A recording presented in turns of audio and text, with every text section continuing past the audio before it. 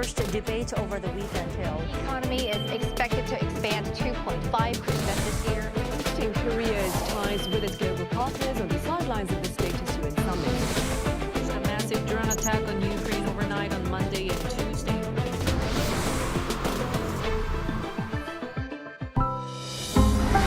Arirang.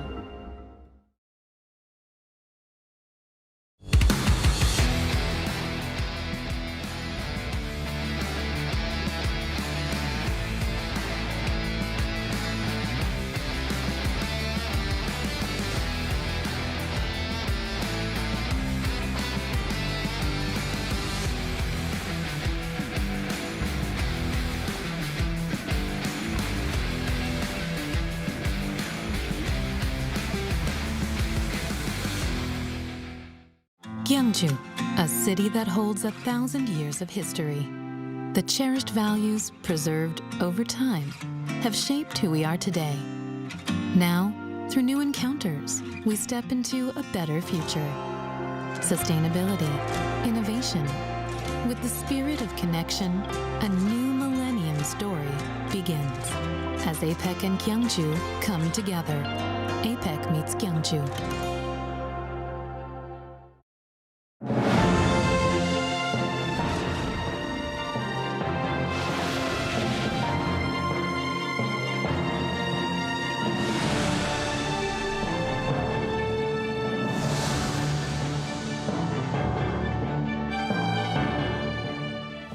In our headlines on this Friday, December 26th, here in South Korea, the prosecution requests a 10-year prison sentence for former President Yoon Suk-yeol on charges of obstructing arrest following his short-lived martial law on December 3rd last year.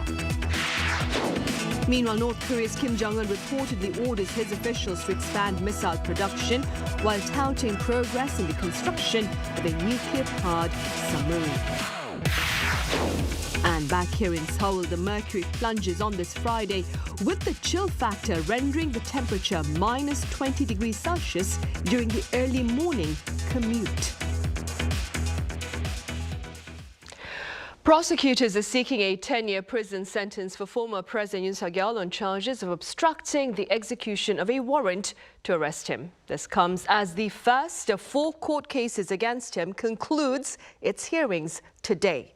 The Seoul Central District Court had heard from former Interior Minister Lee Sang-min and former Finance Minister Choi Sang-mok before the final statements from prosecutors, the defense counsel, and Yoon himself.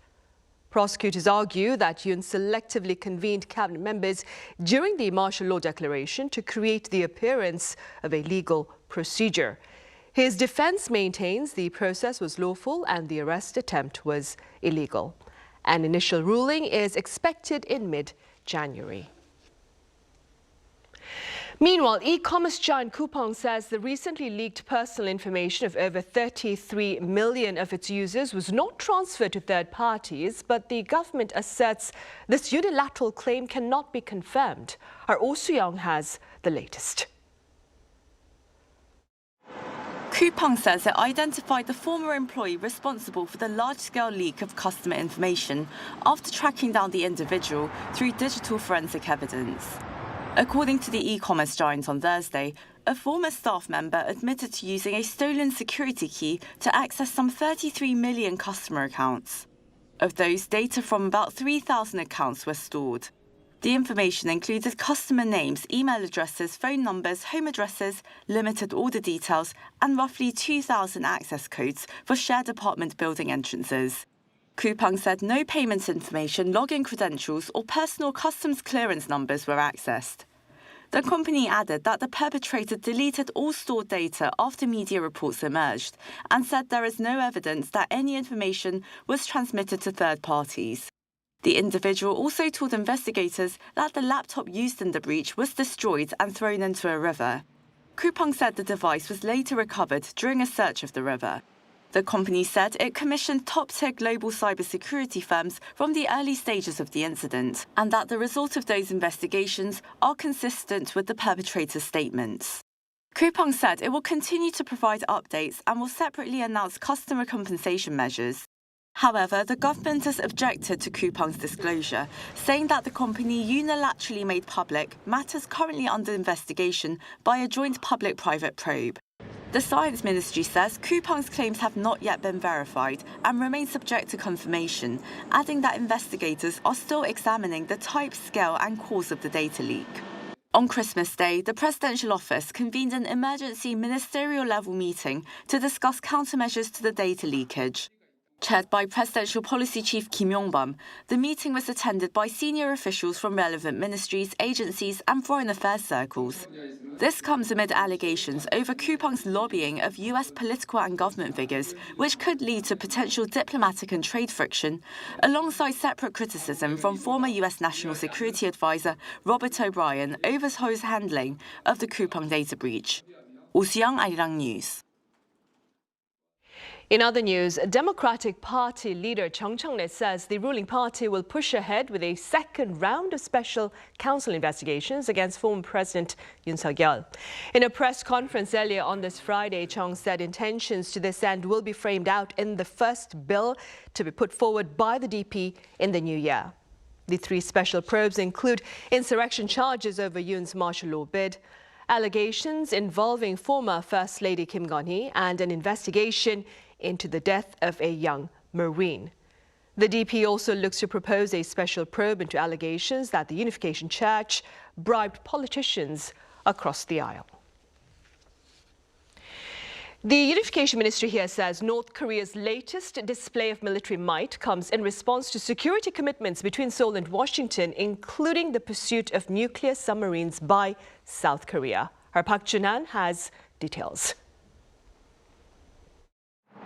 A day after North Korea's display and inspection of surface-to-air missiles and nuclear-powered submarines, South Korea's Ministry of Unification on Friday said the move appears to be a response to South Korea's plans to develop its own nuclear-powered sub. Domestically, it appears to be aimed at showing off achievements in the defense sector and justifying the advancement of nuclear capabilities and the strengthening of military power. Externally, it is seen as drawing attention to the deployment of U.S. strategic assets and South Korea's push to build a nuclear-powered submarine. South Korea's Joint Chiefs of Staff announced on Thursday that the military had detected launch signs in advance and tracked several presumed surface-to-air missiles fired from the Sondok area in Hamgyeongnam-do province around 5 p.m. on Wednesday toward the East Sea. Observed by North Korean leader Kim Jong-un, Pyongyang conducted the first test of a new type of high-altitude, long-range surface-to-air missile system over the East Sea. Kim congratulated those who participated in the test, which was presented as a standard procedure to enhance the country's air defense capabilities. While a joint analysis with U.S. intelligence is underway, the Joint Chiefs of Staff stressed its robust allied deterrence posture against any potential provocations by the North. Also on Thursday, Kim Jong-un visited a shipyard that is allegedly constructing an 8,700-ton nuclear-powered strategic guided missile submarine. The North Korean state-run Korean Central News Agency quoted Kim as sharply criticizing South Korea's plan to develop nuclear-powered submarines. Kim said the plan, under the approval of the U.S., would further destabilize the Korean peninsula. He described the move as an aggressive act that seriously infringes on North Korea's national security and maritime sovereignty, adding that Pyongyang views it as a security threat that must be met with a response. On Friday, North Korea's Korean Central News Agency showed images of Kim Jong-un and officials looking at missile parts. Kim reportedly emphasized the need to expand overall manufacturing capacity and assign technical and economic tasks in support of the 5-year goal of developing advanced missiles. Park Jun-han, Arirang News. South Korea's Hanwha says preparations are underway at its Philadelphia shipyard to build nuclear-powered submarines for the U.S. Navy. The statement came earlier this week during a press briefing for South Korean reporters at the shipyard. Tom Anderson, president of Hanwha Defense USA and a former U.S. Navy Rear Admiral, said Hanwha Philly shipyard has begun related work to expand the workforce, improve production efficiency, and invest in facilities as well as transfer best practices and technologies from South Korean shipyards. This comes as U.S. President Donald Trump also this week spoke of plans to build a fresh fleet of big battleships for the U.S. Navy in line with a broader shipbuilding initiative with South Korea's Hanwha Ocean.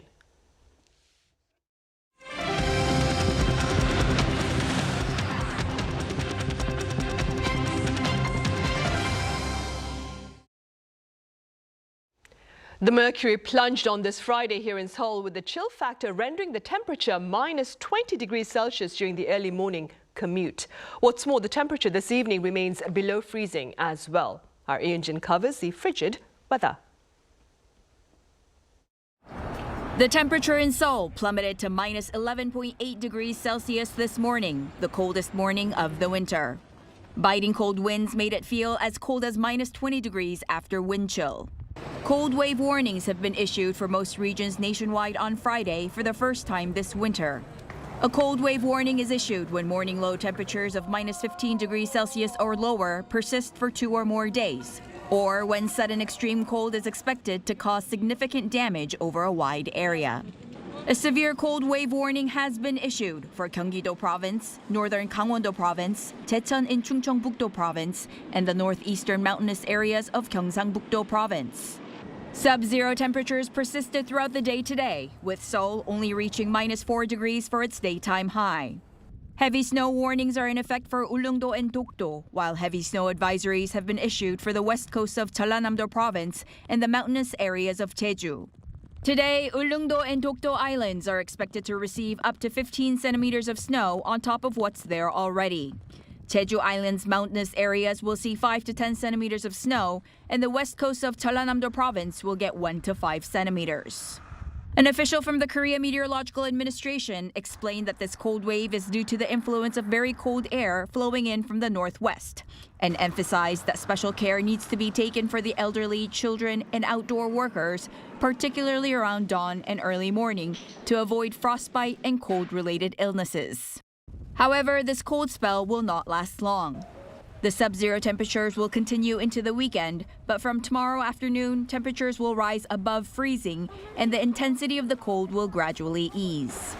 As the air remains frigid, people are advised to bundle up to stay warm when going outside. Lee Min-jin, Arirang News. Elsewhere, air raids persisted into Christmas Day, even as efforts to end Russian aggression against Ukraine continue. Our Lee Seung-jae reports. Fighting between Russia and Ukraine continued through Christmas, with both sides stepping up attacks on key energy infrastructure. As Russian offensives continued, Ukraine launched retaliatory drone and missile strikes on Christmas Day, targeting several facilities inside Russia. The Ukrainian military said it struck an oil refinery in Russia's Rostov region using British-made Storm Shadow cruise missiles. Ukraine also carried out long-range drone attacks on oil product storage tanks in the Russian port city of Temerik, as well as gas processing plant in Orenburg in southwestern Russia. Both Moscow and Kyiv have increasingly targeted energy facilities in recent weeks, viewing them as critical leverage points as the war nears its 4th year and diplomatic efforts cautiously resume. Meanwhile, on Thursday, Ukrainian President Vladimir Zelensky said he held an hour-long call with U.S. President Donald Trump's special envoy Steve Witkoff and Trump's son-in-law Jared Kushner to discuss possible ways to end the conflict. Today, we spoke with representatives of the U.S. President for almost an hour. We spoke with Steve Witkoff and Jared Kushner. It was a really good conversation, many details. Earlier this week, Zelensky unveiled a new 20-point draft peace plan, describing it as the main framework for ending the war. The proposal is a scaled-down version of an earlier 28-point plan that had been discussed between the U.S. and Russia, in which Kyiv criticized for favoring Moscow through territorial concessions and limits on Ukraine's military. Zelensky said key territorial issues remain unresolved and stressed that a direct meeting with Trump would be needed to address the most sensitive points. Meanwhile, Russia said talks with the United States are making slow but steady progress. In the negotiation process on the settlement of the Ukraine conflict, in the negotiation process with the United States, there is slow but steady progress. Russian Foreign Ministry spokesperson Maria Zakharova also accused Western European countries of trying to derail negotiations and urged Washington to counter such moves. Lee Seung-jae, Arirang News. Also on Christmas Day, U.S. President Donald Trump shared on his social media platform U.S. airstrikes against Islamic State terrorists in Nigeria. Our Cha Yoon covers this latest military campaign. U.S. President Donald Trump said in a post on Truth Social that the United States military executed numerous perfect strikes against Islamic State targets in Nigeria late on Thursday local time. Trump said ISIS terrorist scum in northwest Nigeria have been targeting and viciously killing innocent Christians, adding that the airstrikes follow his warning that his country will not allow radical Islamic terrorism to prosper under his leadership. U.S. Africa Command said that Thursday's airstrikes were carried out by the U.S. military in coordination with Nigeria in Sokoto State, killing multiple IS militants at the request of Nigerian authorities. U.S. Defense Secretary Pete Hegseth also wrote in a post on social media that the president was clear last month the killing of innocent Christians in Nigeria must end, showing a sign of possible further strikes. In northern Nigeria, thousands have been killed in violence spanning more than a decade. Both Muslims and Christians have been victims of this violence. This is the second time within a week that President Trump has ordered American military strikes against a branch of the Islamic State. Last week, the U.S. carried out dozens of airstrikes against the Islamic State in Syria, following the president's pledge to retaliate for the deaths of 2 U.S. Army soldiers and a civilian interpreter who were killed in a terrorist attack earlier in December. Cha Yoon, Arirang News. New York City Mayor-elect Zoran Mamdani has tapped Korean-American author Lee Min-jin into his inauguration committee ahead of his swearing-in ceremony on January 1st. Lee will reportedly join a 48-member committee. The author garnered international acclaim for her novel Pachinko that shares the multi-generational struggles of a Korean family living in Japan. According to Mamdani's transition team, the inauguration committee was chosen from people across communities and includes New Yorkers whose creativity and experience reflect the full life of the city. Back here in South Korea, AI-powered tools in the music industry are also defying death by allowing fans to reconnect with artists from the past. Our Kim Bo-kyung explains. K-pop duo Deuce made a comeback in Seoul last month, marking the 30th anniversary of the death of member Kim Sung-jae. And after 28 years, a song written and composed by bandmate Lee Min-jin brought the duo back to their fans, with Kim's voice restored using AI. Today's Deuce is not about someone in the present. It's about the two members standing together again before you, in the same time, in the same format, on the same screen. It was an emotional moment, not only for the fans from 30 years ago, but also for younger people who know Deuce from streaming music. And now, thanks to technology, perhaps the duo have returned to stay with fans forever. It sounded so vivid, as if it were an original recording of his actual voice. My heart was racing, and it felt like the era of New Jack Swing had returned. One of the members passed away very early, but even so, the fact that the group can keep going feels kind of amazing. What's notable is that AI has long been a big part of the K-pop industry, where virtual AI artists and idols already exist. 나는 AI가 아니라 나이비스야. 나이비스. The same goes for the global pop market. In just the past few months, at least 6 AI or AI-assisted artists have debuted on various Billboard rankings. In November, the country song Walk My Walk by Breaking Rust, created using AI, topped the U.S. Billboard country chart. Then, when another song Don't Tread on Me by virtual singer Kane Walker climbed to 3rd place on the same chart, concerns arose both within and outside the industry. Results of a consumer survey offer at least some guidance on how the industry is grappling with the AI era. Opinions were evenly split on whether people wanted to reject AI-generated music itself, but as many as 80% said they wanted clear and transparent disclosure when a song is created by AI. If music is made or sung by AI, it needs to be transparently disclosed in advance. And if many such works are released, it may even be necessary to establish separate charts dedicated exclusively to AI. Having moved beyond a supporting role to open up a new horizon in the music market as a star itself, AI is bringing endless amazement, not to mention a chilling sense of unease for some. And as this happens, industry rules and guidelines are increasingly in need of new definitions. Kim Bo-kyung, Arirang News.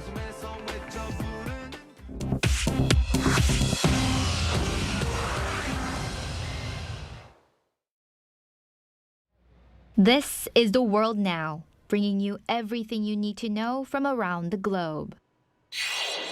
Honduras electoral authorities on Wednesday declared Trump-backed conservative Nasri Asfuda the winner of the November 30th presidential election, ending a weeks-long vote count.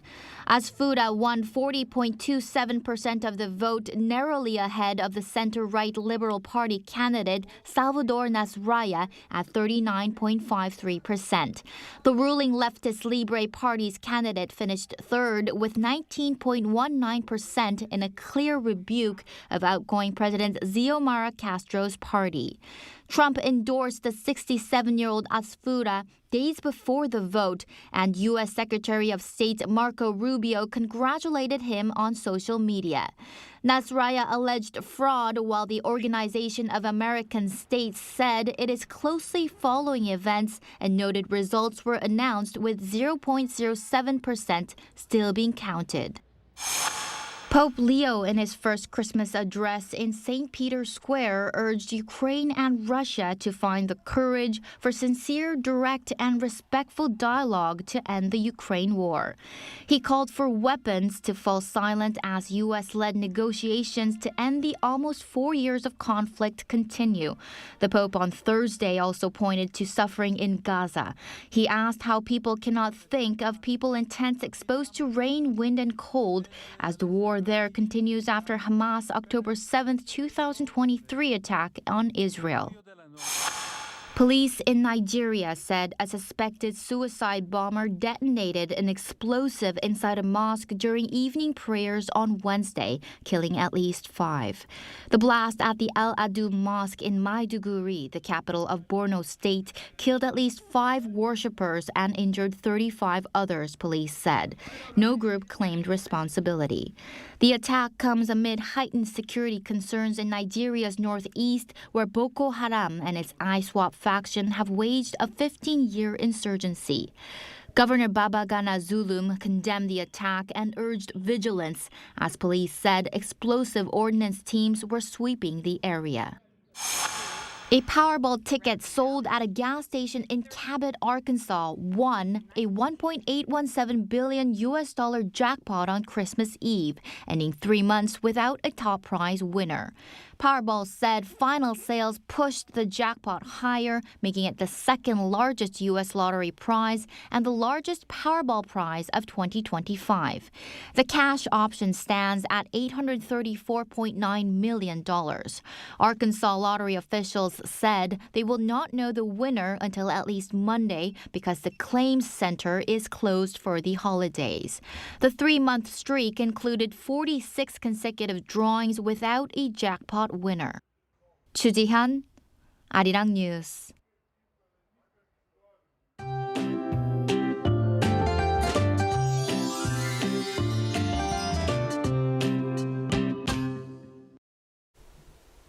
A powerful cold spell swept in, resulting in the coldest morning of this winter so far. As the day goes on, most cold wave warnings have been lifted, but parts of the center areas and northern parts of Gyeongsangbuk-do province are still having cold wave warnings and advisories. It will be just as cold tomorrow morning, and then temperatures will bounce back to the average temperatures for this time of year. Seoul will start off at minus 11 degrees Celsius. It will then rise above the freezing temperatures to 3 degrees. Most areas will have a sub-zero cold morning, with Daejeon at minus 8 degrees, Daegu at minus 6 degrees. Highs will top out at 4 degrees in Daejeon, 7 degrees in Busan. Looking ahead, rain or snow is forecast across the center-western regions and parts of Jeollabuk-do province between Sunday and Monday. That's all for Korea. Here are the weather conditions around the world.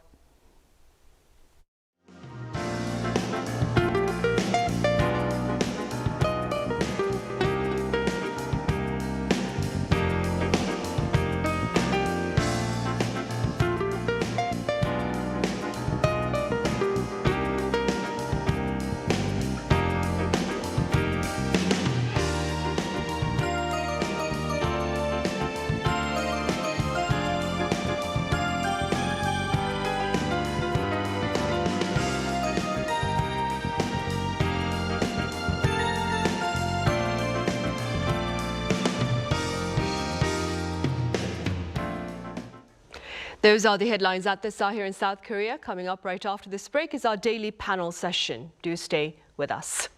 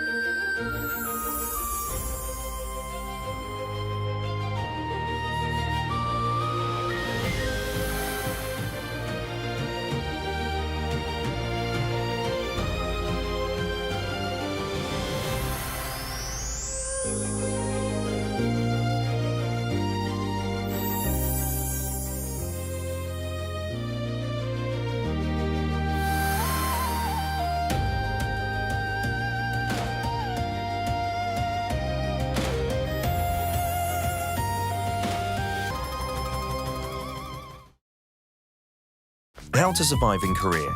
Weddings. Step 0. Attire. As a guest, dress formal to business casual. Avoid wearing all white, shorts or going topless.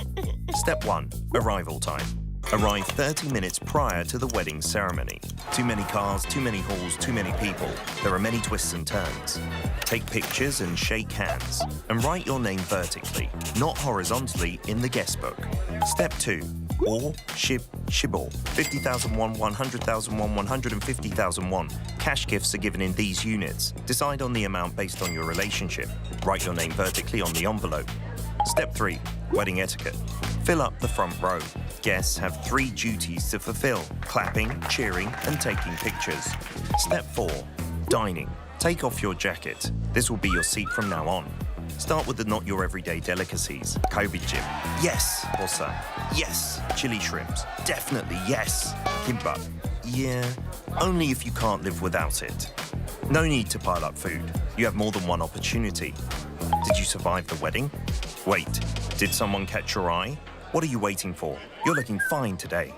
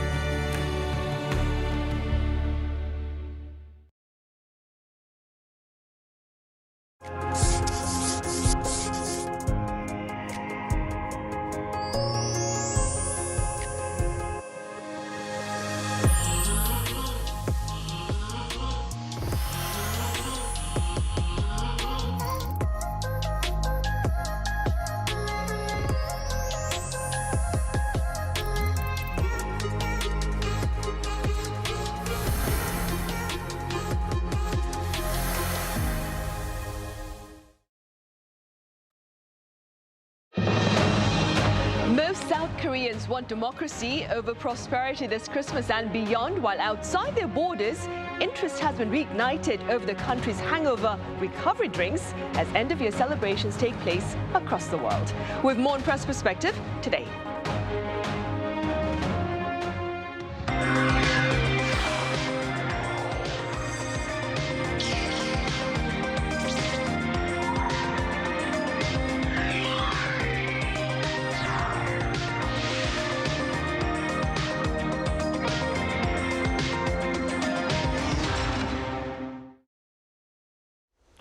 Hello and welcome to Press Perspective for this Friday, December 26th here in Seoul. I'm Min-jin.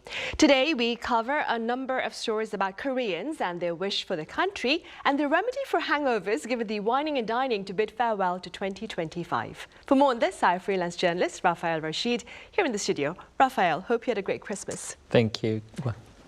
I also have writer Colin Marshall with us. Colin, how was your Christmas? First Christmas with twins, with infant twins. So, you know, we gave them a few things, but don't have to give them too many things because they don't know it's Christmas. So that's okay. Still infants, right? Yes. Okay, Rafael, we should start with you. As I mentioned in the short clip before our talk, South Koreans have been found to favor mature democracy as their #1 wish for South Korea over economic prosperity. Now, reportedly, this is the first time that democracy has taken over prosperity in the 30-year history of this annual poll on public perception. What are your takeaways, Rafael? Yeah, I think this is quite a historic shift. As you mentioned, this is the first time in 30 years that they've been doing this survey. It's carried out by the Ministry of Culture. And yeah, the survey shows that mature democracy secured 31.9% compared to economic prosperity at 28.2%.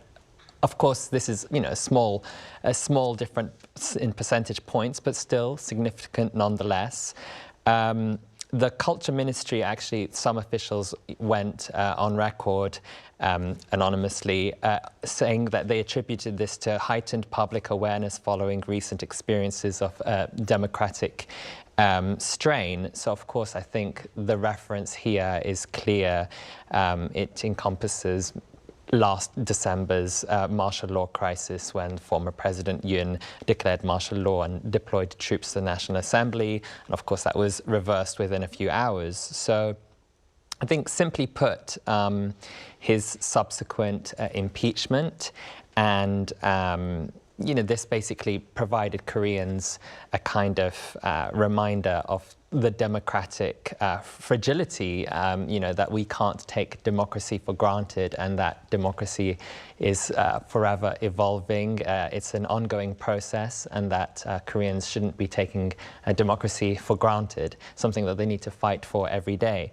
But just maybe one final thought is that I think there's also an element of conflict fatigue. When we do look at the figures in this survey, they do show that 82.7% of this so-called, you know, progressive, conservative conflict, that is extremely severe. And then we also see gender conflict rose from about 50% to around 60% since 2022. And then we also have regional tensions also increased from 57.4% to 69%. So I think when people talk about this mature democracy, I think they're also asking for a system where they can manage this polarization of society. Right, indeed.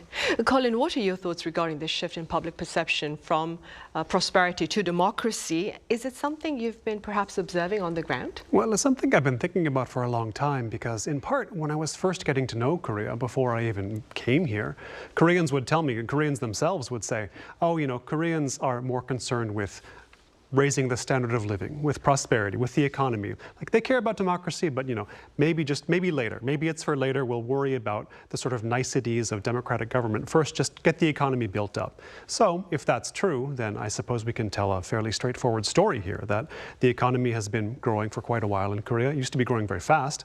And now that we've reached a certain point in Korea, it's time to change the view to more questions of governance and participation in government and how will this country be run? Okay, so that's one way of looking at it.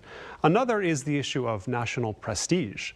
And oftentimes Korea will be ranked as a sort of, I think The Economist has used the term is it problematic democracy or partial democracy? In any case, it's a democracy with a sort of asterisk in many cases, that yes, this is one of the democracies of the world, and it belongs in those rankings, but there are certain problems that pop up or conditions that may not exist in other countries that have been democratic for a longer period of time. So I think for many Koreans, that is sort of felt as the country being not quite there, in the sense of not quite having the full respect of that league of nations in the world, to put it that way.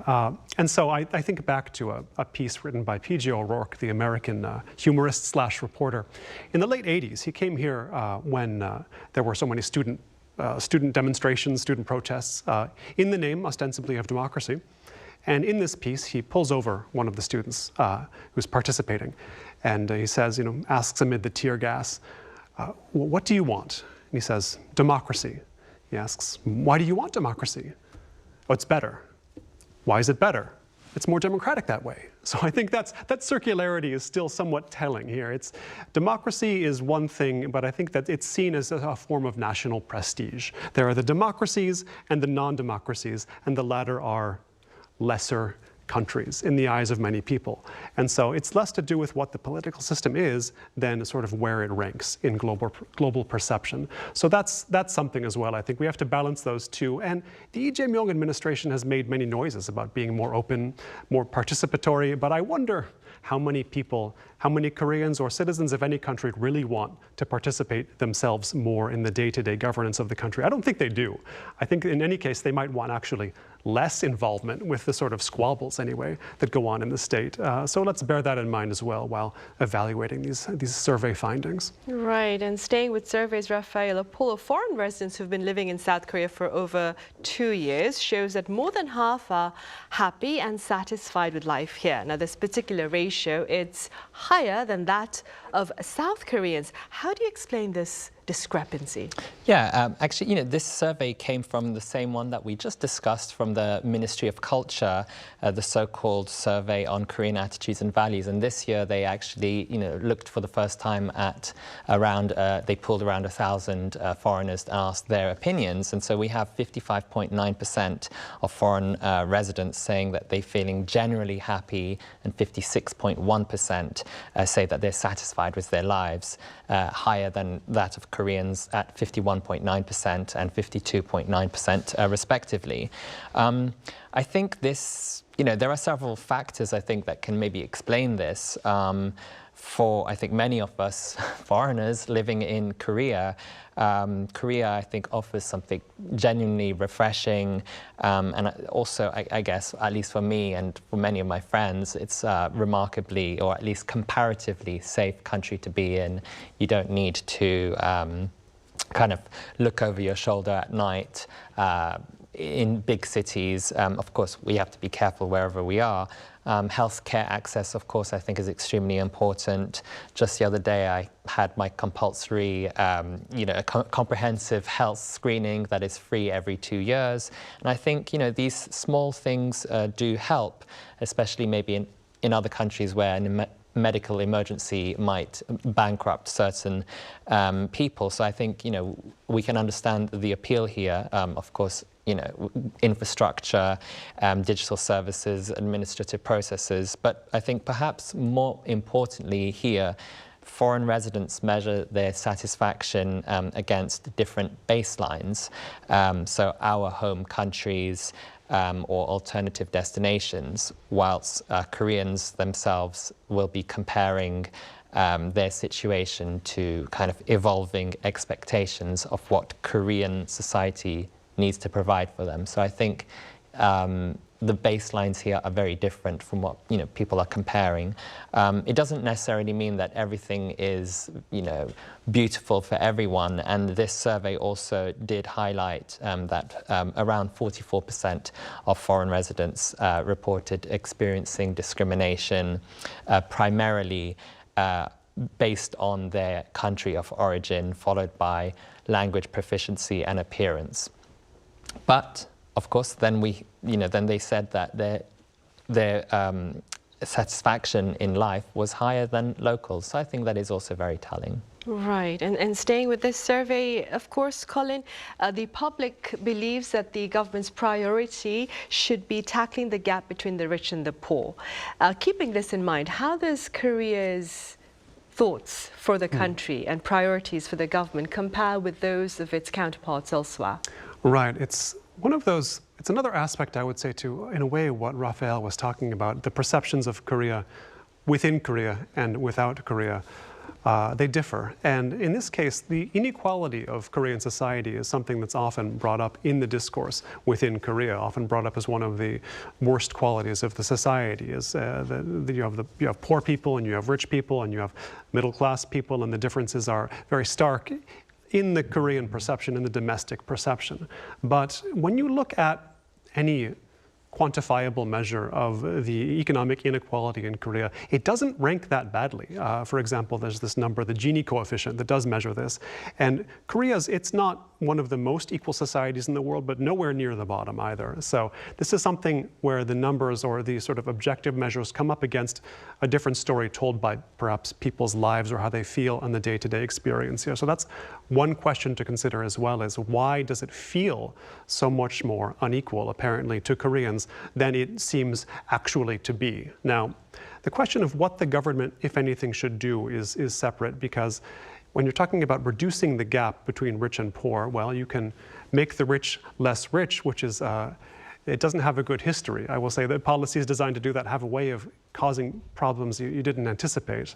But the other side is, can you raise the bottom? And that, I think, is the more important question. What's going on at the bottom? A question from which the notion of inequality itself, inequality per se, is almost a distraction. And so I think if you look at comparable countries to South Korea, and you look at what's happening with the poorest of the poor, the situation doesn't look good in Korea, obviously, if that's the stratum you're looking at. But you will notice, if you come from a country like the US, there's very few, how to put it, there are many fewer people living on the street here than there are there, which is not to say there's no poverty here. There is poverty, but this is a question better defined in terms of sort of how do we raise the floor than lowering the ceiling or even squeezing the gap. Right. Raphael, let's now move on to another issue of interest. December, as I mentioned earlier, is filled with wining and dining to mark the end of year. That being said, back in September, I believe you covered South Korea's market for traditional hangover remedies. First of all, let's begin with that coverage. Do walk us through it. Sure. I mean, and perhaps for those who may not be familiar with what these remedies are, if you walk into any convenience store or supermarket in South Korea, you'll find entire sections dedicated to these so-called hangover remedies, from kind of traditional drinks to these jelly sticks to some tablets or pills. And they're marketed as helping to relieve the next day hangover, and you consume these before or after drinking. And so, I've been very interested in this market because it really is booming and it is everywhere. And actually the market reached approximately 350 billion won in 2024, growing 10% annually. This is despite Koreans actually drinking less alcohol these days. Per capita alcohol consumption has been falling steadily since around 2015, and I think the pandemic also kind of accelerated this trend for young people basically going to the non-alcoholic equivalents. But this hangover market definitely is rising. And the industry actually centers around this herbal ingredient called Hovenia dulcis, forgive my Latin, and this is also known in Korean as hotge, or the Oriental raisin tree. So when I visited some traditional medicine market in Seoul, some vendors told me that this is a hot item these days, a hot ingredient, but actually it was little known around 18 or 20 years ago. It wasn't at all part of their sales, but now it's everywhere. So I did speak to some experts who did tell me that essentially calling it traditional might be a bit of a generous interpretation, as it does, if we go back in history, it was used, but it wasn't used as long as we think it was. But this kind of this appeal extends, I think, beyond hangover prevention per se. Younger drinkers often buy these products, and it's basically become a kind of etiquette when you go out drinking to distribute these to your friends. Whether or not they work is it's a different matter, but I think it's a part of the kind of night out to hand these out, a kind of ritual. There is also regulatory scrutiny these days. New rules were implemented earlier this year, requires companies to conduct these human trials demonstrating measurable improvements in the hangover symptoms, and companies who are not able to provide this evidence basically face bans for making these marketing claims on the products. But I guess one final point I would say is that the actual scientific backing, clinical trials does remain limited, and there has been promising research in Korea and the region in laboratory settings with animals, but when it comes to human clinical scientific trials, the evidence is scarce and I think inconsistent for the time being. Right, and regardless of that, though, it's quite popular here in the country. Very popular. Right, Colin, as Raphael mentioned, drinking culture here in South Korea, it's changed, especially compared to a decade or so ago. How do you care to explain this change? I wonder, is it universal?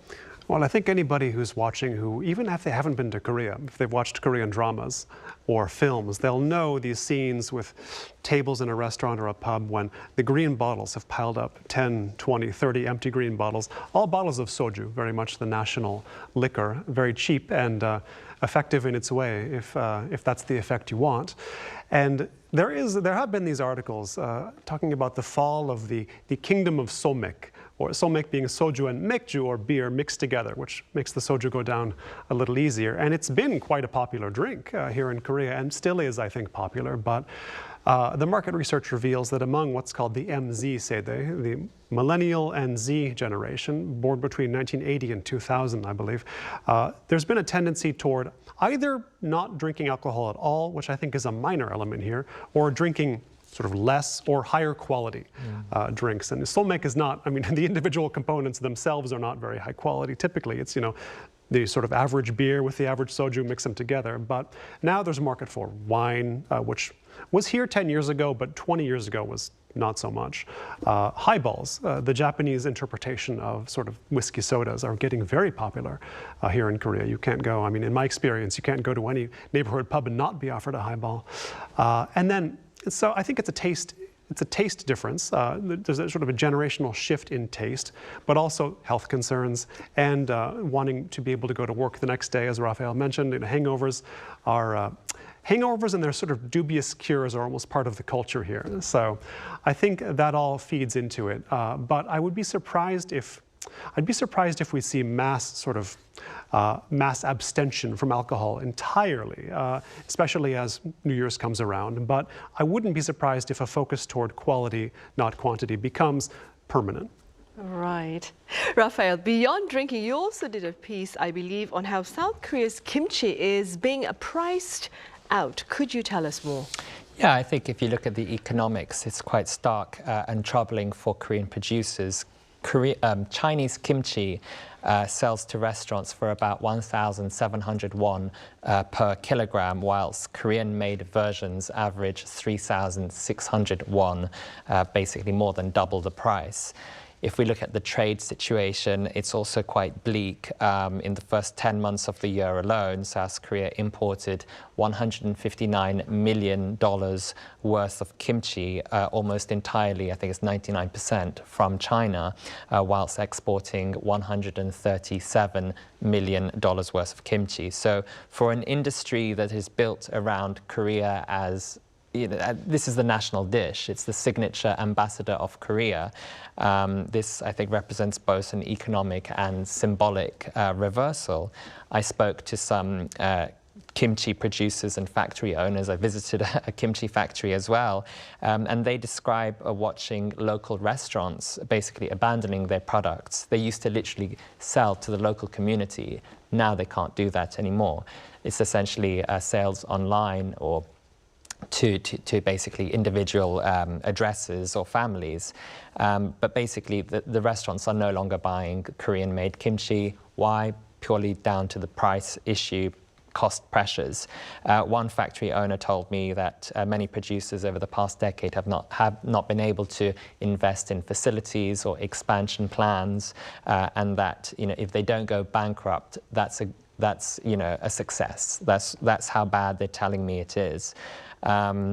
I think several factors are driving this. Of course, these days single-person households are on the rise. They comprise around 36% of all households, basically triple the rate from the year 2000.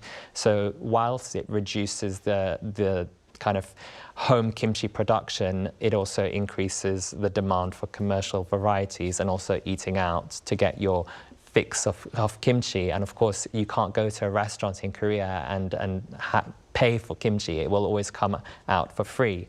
The climate crisis adds another pressure, another layer to this problem. Summer cultivation for certain cabbages, cabbage types have become increasingly difficult, especially in traditional highland growing areas where these cabbages normally grow. And we also have the wholesale cabbage prices sometimes doubling year on year during peak seasons.